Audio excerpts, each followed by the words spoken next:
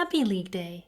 We've got so much to go over, ranging from Miner and Blacksmith changes, a personalized striping overhaul, and bounties to the 4-star Mine of Mantuban quest, and even the 2025 Christmas event. So, grab your favorite drink, and let's cover it all. Just in case you're new here, the Brighter Leek is Finn's fortnightly dev blog, which shares progress on a per-team basis, accompanied by 2 infographics to track their progress, with plenty of aquatic leeks all around. Let's start with the front cover. This issue, the Leek of the Week, is Alex, the Octo Leek. Starting with the primary image, here you can see the minecart cave, but compared to the version currently in the game, there's 3 additional tracks. This brings the total number of minecart work activities to 8, 1 for each of the milestones ranging from 2 to 9. Once milestones hits the game, you'll be able to unlock your first minecart work at milestone 2, and you'll get a new, different route to follow for every milestone after that.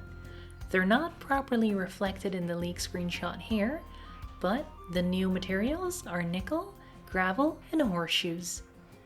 The secondary image shows the hand-in point of nickel specifically, as indicated by the sign. If we take a look at the background image though, we can also see the hand-in point for gravel, but that's not the most interesting thing in this image. If we put this and the primary image side by side, we can see that there is a blob in both rooms. This blob will be involved in one of the new episode 3 bounties. Which one? Well, you'll have to wait and see. That's all the front cover has for us this time, but I do have additional deets to share with you. Let's start with some more changes to the Miner and Blacksmith professions. Upon reaching milestone 1 in Miner, soon you'll be able to mine Duraban, a new metal which will be exclusively used to smith shields, which you'll be able to do once you reach milestone 1 in Blacksmith. Similarly, Deathstone will also require milestone 1 to mine, which will be used to create shields at milestone 1 in Stonemason. Blacksmith will also be getting 2 new passives, the first of which is horseshoe making. This will require no item input, and it will not fill up your backpack, so it's similar to Epsworth work in Alchemist, or furniture or upholstery making in Carpenter and Leatherworker, to name a few. The other passive will be scrap metal recycling. This will use the scrap metal you collect in the forager profession, and is another example of cross-profession interplay. Next, let's talk about personalized combat striping. This system was implemented with part 1 of the combat rework, and Project Milestone will be overhauling it to eliminate the oddity of personal quest requirements and to make things feel more cohesive.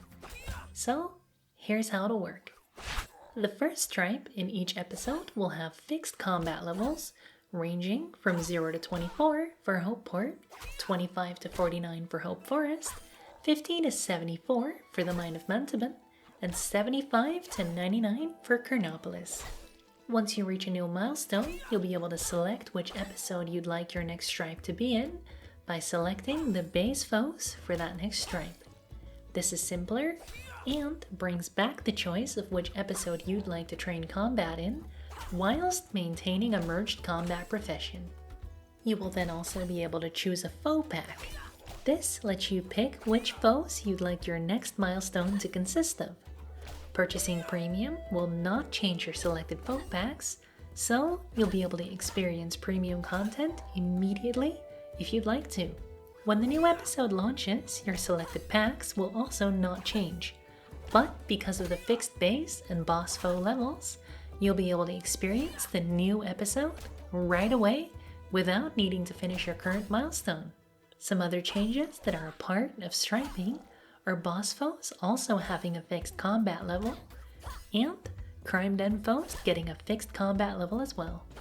The latter will bring crime dens more in line with how they were prior to the combat rework, but they will not be a direct one-to-one comparison of how they used to be, as Project Milestone will also be introducing a new XP curve.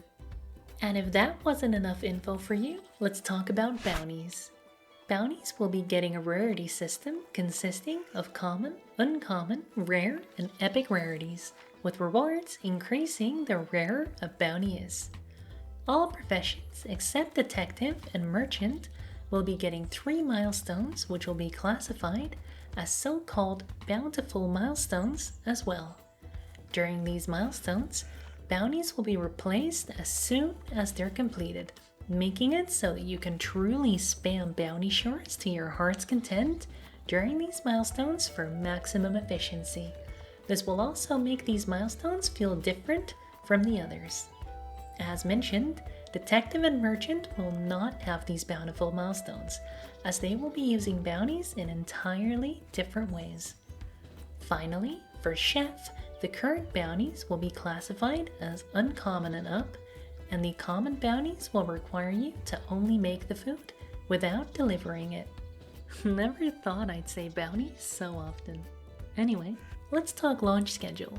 Last week saw the launch of the Because quest, and next week, that being the week of November 17th, the 4-star Mine of Mantuban quest will be launching as well. 2 weeks after that, launching on the week of December 1st, the 2025 Christmas event will be hitting the game. Finally, the Milestones beta is slated to drop sometime after that, but the dates for that are still in the works. Oh, and speaking of events, you still have 1 more week to complete the Mask Maker quest as part of the Halloween event currently in the game. So be sure to do that, as the rewards will never be obtainable again. Okay, let's talk team deets. First up, the technical team, which is Andrew, James B, and Ian. Bossy Leek Andrew has been working on 3 new systems, those being the new personalized striping, passive rewards, and bounty systems. Legendary Leek James B has been improving Bonewright, Stonemason, Leatherworker, and Miner.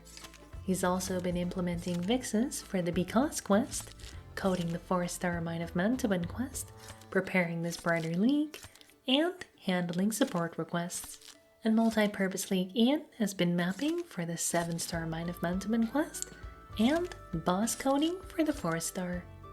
He's also been fixing the 2D map for Fortune Hold Farm and mapping Hope Forest. Next up is the content team, which consists of Paul, Daniel, Steve, and Rod. Harry Leek Paul has been coding for the 7-star Mine of Mantuban quest, writing up new adjectives and descriptions, and playtesting a very early version of the Chronopolis 6-star quest. Thin Leek Daniel has been coding alchemist bounties and implementing fixes for the Because quest. Lanky Leek Steve has been coding for the 4-star Mine of Mantuban quest, as well as the Filtration Station minigame. And the most charred of leeks, Rod, has been coding for the 6-star Chronopolis quest. Now for the graphics team, which is Nick, Greg, Lewis, James T, and Alex. Cactus Leek Nick has been working on meshes and materials for Forager, Botanist, Carpenter, Miner, and Bonewright, as well as fixes for the Because quest.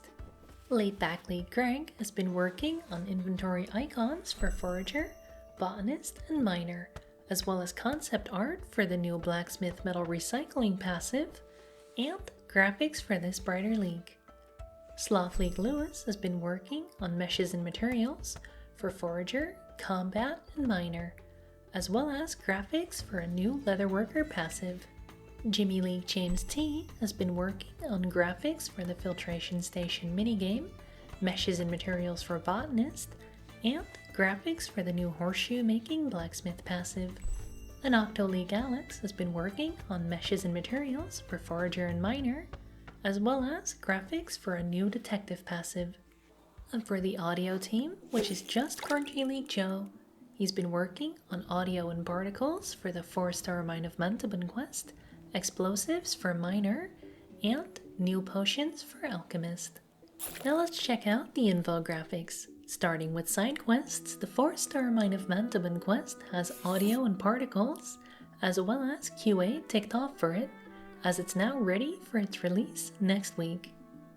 And for the Project Milestone infographic, Audio and particles are in the works for the Milestone update. Coding is done for Alchemist bounties.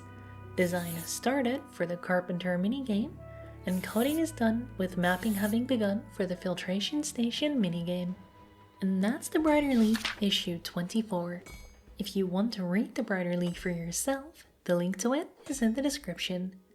Alternatively, if you want to discuss this issue of the Brighter Leek and all things Brighter Shores with me and a community of over 470 members, make sure you join my clan, the Blades of Adothria. The link to our Discord server is in the description. Don't forget to subscribe and hit the bell icon so you never miss one of my uploads.